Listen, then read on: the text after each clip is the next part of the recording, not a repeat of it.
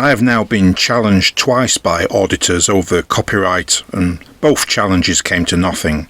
I think the reason is that auditors realise that they are recording themselves breaking the law and infringing on the privacy of others and acting in various antisocial ways, and may well find that their claims of copyright fall on stony ground in the courts. And anyway, they don't want to have to explain themselves in court. But what's the legal position? The position is uncertain because fair dealing is impossible to define with certainty. Only a judge can decide if material has been fair dealt. Lord Denning, in the 1972 case of Hubbard and Vosper, had this to say about it. It is impossible to define what is fair dealing. It must be a question of degree. You must consider first the number and extent of the quotations and extracts. Are they altogether too many and too long to be fair? Then you must consider the use made of them. If they are used as a basis for comment, criticism or review, that may be fair dealing. If they are used to convey the same information as the author for a rival purpose, that may be unfair. Next, you must consider the proportions. To take long extracts and attach short comments may be unfair, but short extracts and long comments may be fair.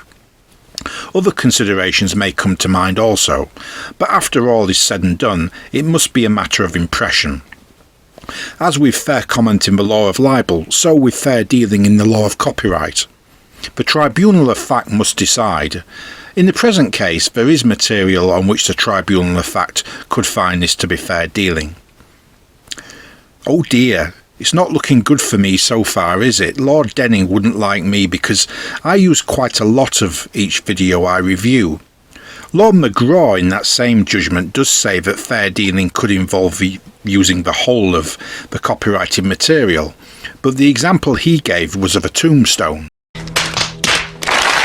Plus, Section 30 of the Copyright Designs and Patents Act of 1988 does not contain a public interest defence that could be used to justify using chunks of footage. I'm retarded? I may have to rethink this fair dealing thing. Marty Bladborough may be right after all. Hang on. That case with Lord Denning was in 1972, and the Copyright Designs and Patents Act was enacted in 1988, and a few things have happened since then.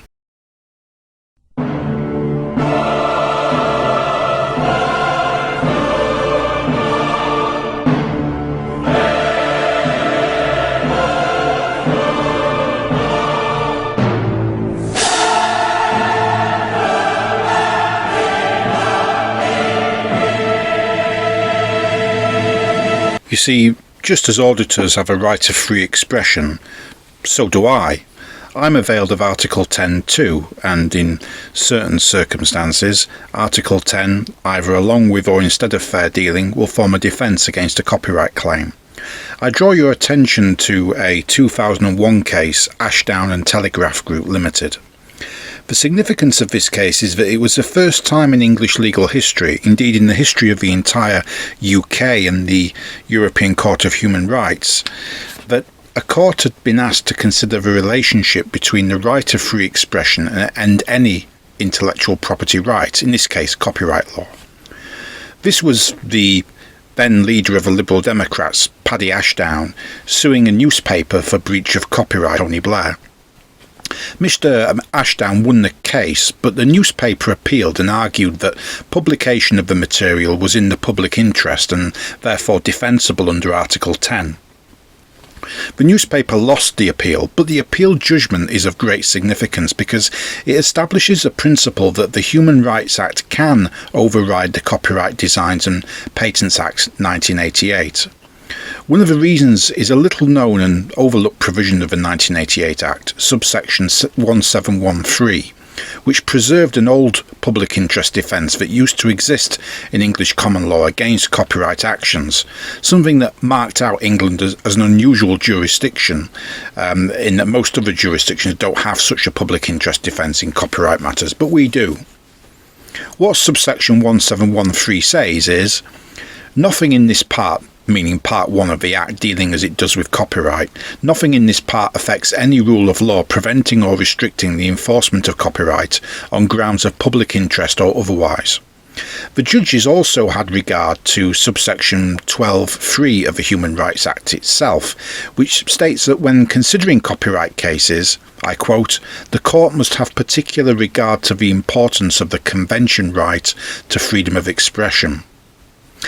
What all this means, the upshot of this, is bad news for auditors, because it means that when considering whether an actionable breach of copyright has occurred or the remedies appropriate in the event of such a breach, the court must have regard to the right of freedom of expression conferred by Article 10 of the Human Rights Act. This requires the court to give individual consideration to the facts of each case in order to assess the impact of Article 10. None of this means that all videos depicting law-breaking or civil wrongs have no enforceable copyright. A video made by a witness or a journalist recording what has happened would have enforceable copyright. Indeed, my videos, in a sense, fall into that category. Just to be clear, I was joking earlier. I do think I have a defence of fair dealing in conjunction with Article 10. Lord Denning in 1972 was not quite right. It is permissible to take a substantial part of the work. If not, there could be no question of infringement in the first place. The point is that I am drawing on substantial footage from specific videos to show viewers that auditors break the criminal law and commit civil wrongs, and it is necessary to show all or most of the footage of an auditor's action so that this can be explained to viewers. This means that Article 10 overrides the Convention considerations of fair dealing and allows greater latitude in the use of copyrighted footage. Now, if auditors disagree with all this, then one of you can step up and take me to court. You throw the die and take your chances. I predict you won't, for this reason. You know the stakes are too high. If you lose, then practically every single video you've put on YouTube has, in effect, no enforceable copyright. Better to make threats in the hope I'll back down, which follows your behavioural pattern of bullying and threatening people to get your own way. But I won't back down.